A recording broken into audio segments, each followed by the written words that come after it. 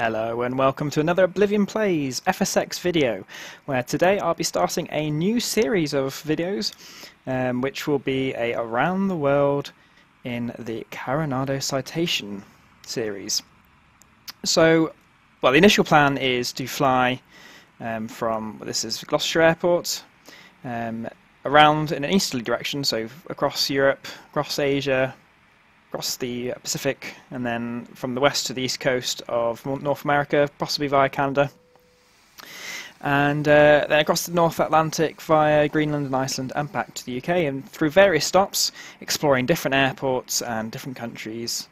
And I'll give you a bit of a blurb about each of the destinations that we go to, a bit of a history about the airports and stuff. Why in particular the Carenado Citation, and why particular around the world trip? Well, there's a YouTuber called Guido Varnica, who is a private pilot. A private jet pilot, and he regularly flies the Cessna Citation. I think he has a Cessna Citation 5, and I've watched quite a few of his videos. And in one particular series of videos, he flies from, I think it's the UAE, United Arab Emirates, all the way back to the US via the UK and across the Atlantic. And some of the scenery and airports that he was flying into were really interesting. Great to watch. So I'll put his channel in the description, so you can check out some of his videos if you want. But yeah, that's why I wanted to do it, and I thought it'd be a good way of exploring new places in FSX, and I hope you guys can kind of share in that experience. So, like I said, we're starting here in Gloucestershire Airport, and our first leg is to Eindhoven Airport in the Netherlands, and a bit more about that in the cruise and on our kind of descent into Eindhoven. Gloucestershire Airport, where is it? Well, it's nestled in between Cheltenham and Gloucester, in Gloucestershire, in a place called Staverton. And it's quite an old airport. It's got some bit of military heritage. It used to be an RAF airport, and it also was used as the stage for the Gloucester Meteor, the first ever military jet used by the Allies in World War II, and in fact the only one used in combat. So there's a bit of military heritage here, and actually if you go to visit the airport, you can go and see the airplane. It's on display. In terms of modern day operations, well, it's found right next to the M5, as you can see just there. So it's a good kind of point for business flights. So there's quite a few charter airplane companies, and also there's a commercial aircraft company which fly to Jersey, Guernsey, and to the Isle of Man, and you can go from the Isle of Man on to Northern Ireland. So there's a bit of commercial activity as well. And I think it's supposed to be the largest GA airport in Gloucestershire. So without further ado, let's move on from airport history, and let's jump into the cockpit and start going through our checklists.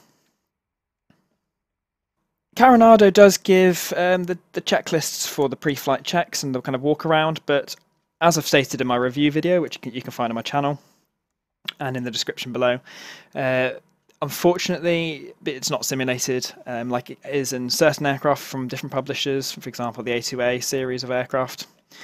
So it's a little bit redundant. Obviously it's there for general interest if you're if that happens to interest you, but we'll skip to the cockpit checklist. And the first things that you have to do is just check that the oxygen masks are working correctly, and that the control valve is on normal. The circuit breakers aren't simulated, but you just need to check obviously that none of them have popped out. The pilot and co-pilot foot warmers, all the heating control panels are down here, but I'm not going to spend too much time on that. All the switches should be in their kind of default position, so off in normal or auto. And the generator switches, you want to make sure that they're in the gen position. So once the engines are online, they are generating power. Make sure the landing gear handle is down, which is just found behind the yoke, as you can see there, and it is indeed down.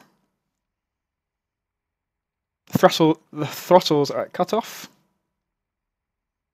and the battery switch is on emergency, which it is. At this point, you're supposed to get clearance, so we can turn on. I don't believe you can turn on the radios without the battery on. No, it doesn't look like it. It says in the checklist that you can do it on emergency power, but I'm not entirely convinced. So we'll just click onto battery, and we'll have a little look at the ATIS information.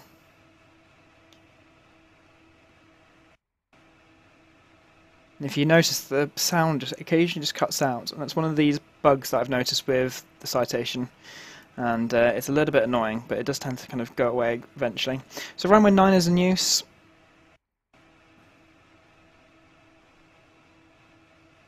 And the clouds look, well, it looks quite overcast today. And it's currently, I think, about 6 o'clock in the morning, dawn. But we'll switch over and get clearance.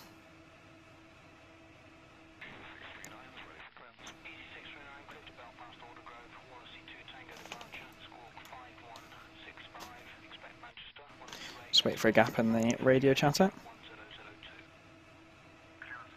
There we go.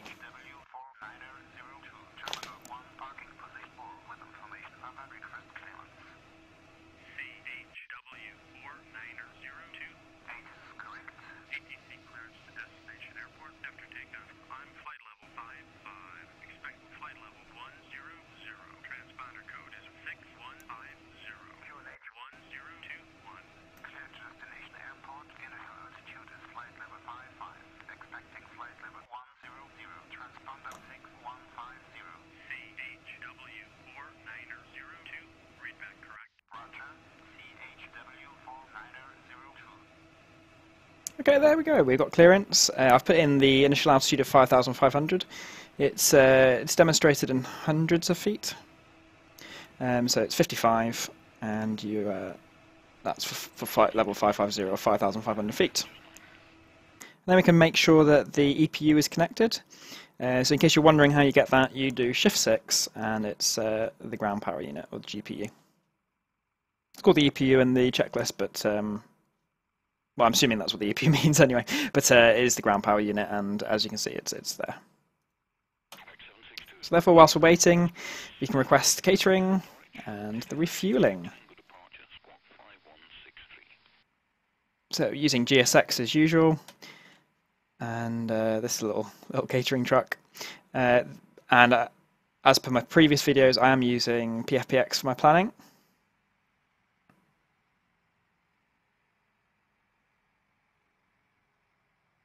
So we're using 1,888 pounds of fuel, and we have a full plane, so 8 passengers, a pilot and a co-pilot, and the full baggage allowance as well.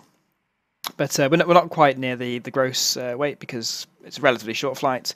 The fuel tanks are only about 30% full. So yeah, we're not too worried about being overweight. For some bizarre reason, these landing lights are on, despite the fact that the landing lights are off in the cockpit, so I think that's another bug with this plane. Because if we turn that off, they're still on. Unless that's the taxi lights. That's a possibility. Hang on. Let me just see.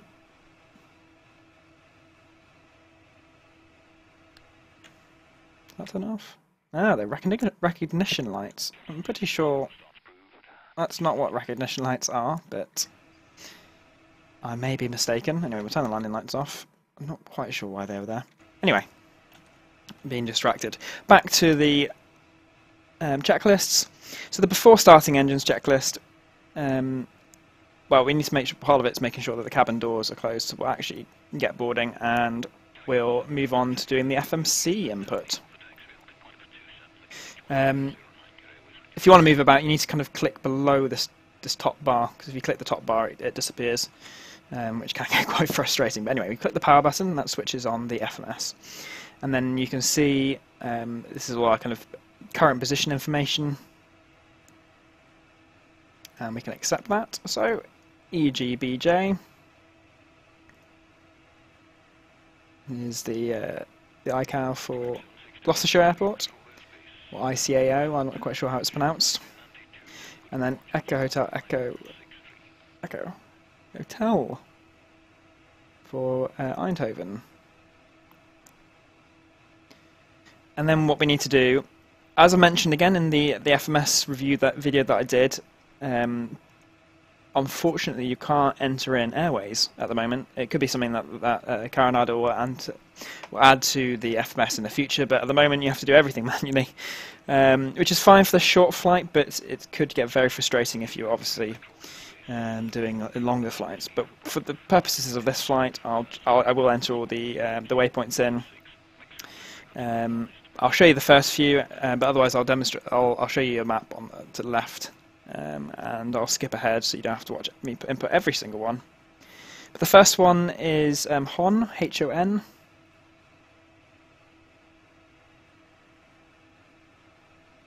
And it's Honolulu. And then we're going to, this is part of the airway UP155. So we're going to Iboto.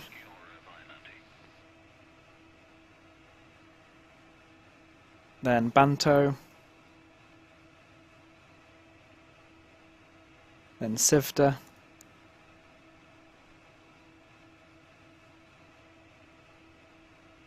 And I'll skip ahead now so you don't have to watch me put all of them in. And then the last one is Redfur, which is the beginning of the start, so you can input that one in there. But otherwise, yeah, that's our flight plan.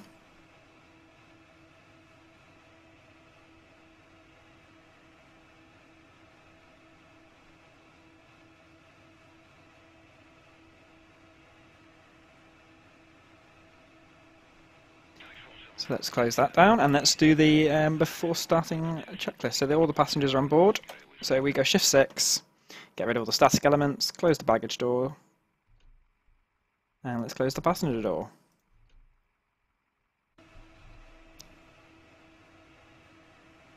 So we've done all the pre-flight inspections. The cabin door is locked. The passenger briefing is complete. The battery switch is still on BAT. Parking brake is set. The wheel chocks we've just removed. The seats and pedals, well, I'm comfortable. And let's put the rotating beacon on to let everyone know that we're about to switch our engines on.